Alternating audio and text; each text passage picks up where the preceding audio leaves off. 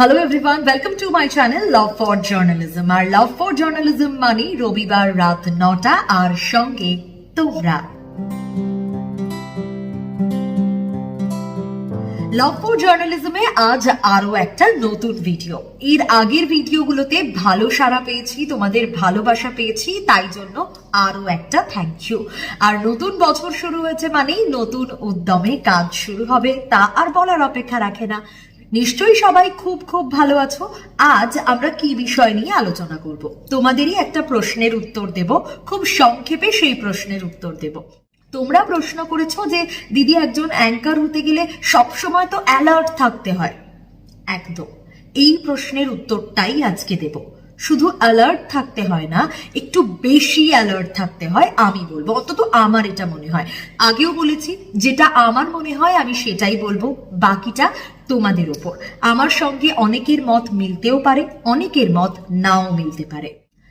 আজকে তোমাদের এই প্রশ্নের উত্তরটা খুব সংক্ষেপেই দেওয়ার চেষ্টা করব এবং এই টিপসটা সবসময় মাথায় রাখার চেষ্টা করো। একজন অ্যাঙ্কার হচ্ছে সেই চ্যানেলের লাস্ট লাইন অফ ডিফেন্স। এই কথাটা কিন্তু মাথায় রাখতে হবে, একেবারে মাথায় ঢুকিয়ে নাও। আমরা যখন শিখেছিলাম আমাদের কিন্তু ঠিক এই কোট আনকোট এই শব্দগুলোই বলা হয়েছিল। একজন চ্যানেলের অ্যাঙ্কার হচ্ছে সেই চ্যানেলের লাস্ট লাইন অফ ডিফেন্স। তাই তার আগে যদি কোনো ভুলচুক হয়ও, লাস্ট একজন অ্যাঙ্কারের কাছে এসে কিন্তু আর কোনো ভুল হওয়া যাবে না, কারণ সেই অ্যাঙ্কার চ্যানেলের ফেস, তাকেই সাধারণ মানুষ দেখতে পাচ্ছে, দর্শকরা তাকেই দেখতে পাচ্ছে। দর্শকরা কিন্তু বুঝবে না যে পিছনের দিক থেকে ভুলটা হলো নাকি অ্যাঙ্কার নিজে ভুলটা বলল। যদি পিছনে ভুল হয়ে থাকে তাহলেও অ্যাঙ্কারকে ঠিক বলতে হবে, অন্তত লাস্ট টাইম অবধি, লাস্ট মোমেন্ট অবধি সেই চেষ্টাটা অ্যাঙ্কারকে করতেই হবে। এটা মাথায় রাখতে হবে। তাই এক্সেসিভ অ্যালার্ট থাকাটা অত্যন্ত জরুরি। এবং সেই সময় যদি তুমি দেখেও ফেলো কোনো একটা ভুল হচ্ছে, কিভাবে যদি তোমার হাতে থাকে, লাস্ট মোমেন্টে ম্যানেজ করার ক্যালমাটাও তোমারই থাকার কথা।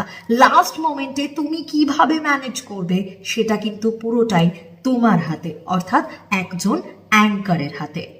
আর তারই সঙ্গে সঙ্গে আগেও বলেছিলাম যে শুধু এক্সট্রিম অ্যালার্টনেস নয়, তার সঙ্গে সঙ্গে কিন্তু প্রেজেন্স অফ মাইন্ডটাও খুব জরুরি।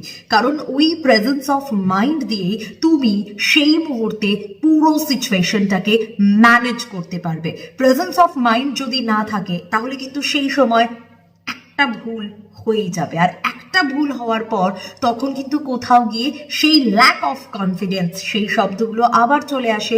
এবং এই নিয়ে কিন্তু আগে অনেক ভিডিও রয়েছে, কিভাবে কনফিডেন্স গ্রো করতে পারবে সেই বিষয়গুলোও আমি তোমাদের আগেই জানিয়েছি।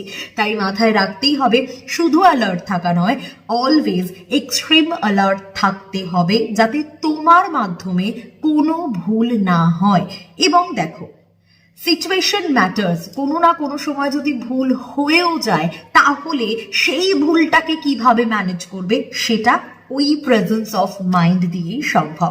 তাই মাথায় রাখতে হবে, একজন অ্যাঙ্কার হতে গেলে always extreme alertness, presence of mind, situation manage করার জায়গা, সিচুয়েশন ম্যানেজ করার চেষ্টা, বলা ভালো সিচুয়েশন ম্যানেজ করতেই হবে তাকে। সো এই ছোট্ট টিপসটা আজ তোমাদের জন্য থাকলো নতুন বছরে। অ্যালার্ট থাকার কথা যে বলেছিলে, আশা করি সে তার প্রশ্নের উত্তর পেয়েছো। তোমরা এভাবেই ভালোবাসতে থাকো এবং প্লিজ ধীরে ধীরে লাভ ফর জার্নালিজম পরিবার বাড়ছে, তাই সাবস্ক্রাইব করতে ভুলো না। যদি ভালো লাগে please do like, comment, share and subscribe করে দিও, শেয়ার করো বন্ধুদেরকে, জানিও লাভ ফর জার্নালিজম তোমাদের কেমন লাগছে। ঠিক এইভাবেই আমার জার্নালিস্ট সোনিয়া এফবিতে যে পেজ রয়েছে সেই পেজেও জানাতে পারো, কমেন্ট বক্সেও জানাতে পারো। তাই আজকে এই ভিডিওটা আর বড় করব না। সকলে সুস্থ থাকো, ভালো থাকো, সঙ্গে থাকো লাভ ফর জার্নালিজমে। দেখা হচ্ছে তোমাদের সঙ্গে আবারও আগামী রবিবার ঠিক রাত 9টায়।